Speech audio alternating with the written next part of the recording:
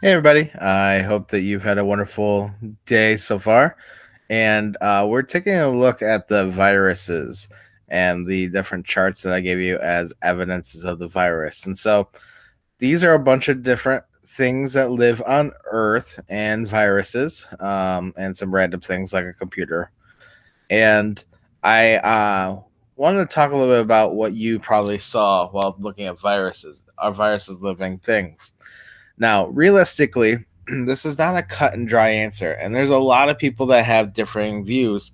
Um, Obviously, in 10th grade, we really hit hard this idea that you have to have all seven characteristics living things, or have to kind of abide by the exemptions that I kind of listed earlier this week, where you are part of the whole sum, or you are just an individual within a population that doesn't follow them.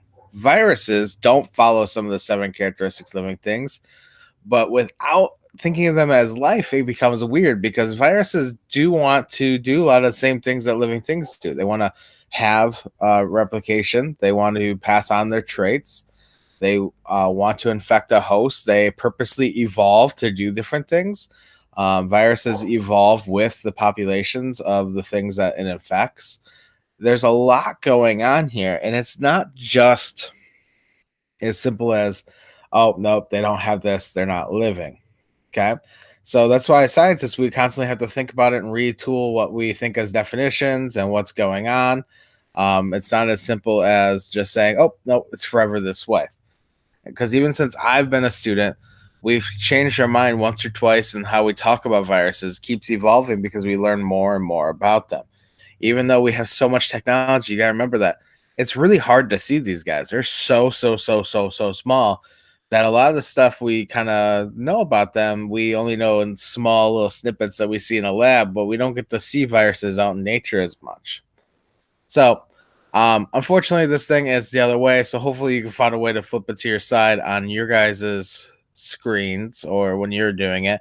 But there's two viruses. There's influenza virus, and there's the adenovirus here. Both of them live for 10 years, or quotations 10 years. And so, obviously, one, some things that you can notice that it does like living things always do. Um, it reproduces in a unique form. It has heredity. Um, it evolves. I already brought up that. But then it starts kind of failing in some other areas. And one of the quickest and fastest one people always catch viruses for failing on is this idea of metabolism. Viruses don't eat. They have no need for energy. The energy that is used by the cell, so it takes over the cell, and the cell will use energy to make new viruses.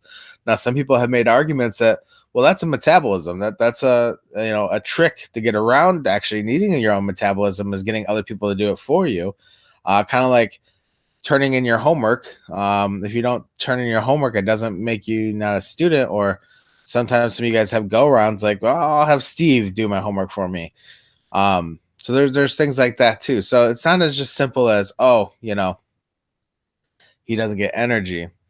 Now, also other things is, because he doesn't really get energy, there's no need for a carbon source. All these other living things use carbohydrates or some other form. The waste product, there's none because it doesn't eat or anything like that.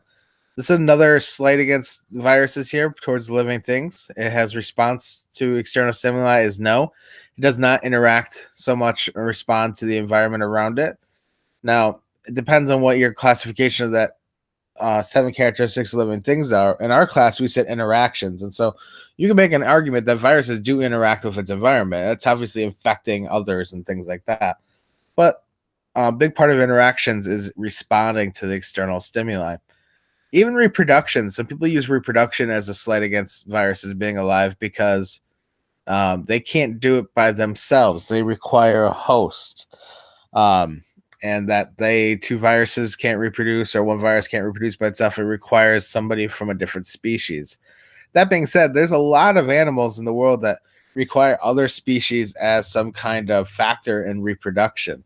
There are some parasites that can only reproduce when they're in certain kinds of animals, or we also have some situations where uh, animals can only or plants can only reproduce in certain situations, or funguses can only actually basically reproduce when they're in certain plant cells.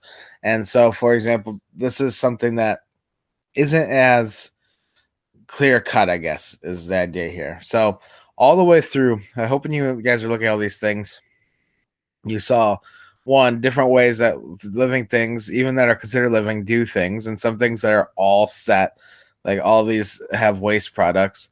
I hope also I enjoyed the computer down here because you can follow that the computer really has a lot of the resources or things that count as a living thing. The one thing it doesn't really is the genetic material in the form of reproduction, but it follows some of these other things. Like it has waste, it responds to stimuli, it has an energy source, it evolves, it changes. So, you know, it's all about having all seven or having a population have all seven. And um, realistically, viruses just come a little bit short, probably. And so we classify them as scientists as a non living thing, but we know that they have a lot of living qualities. So I hope that helps explain a little bit. Hope you guys found some good evidences. Have a great day.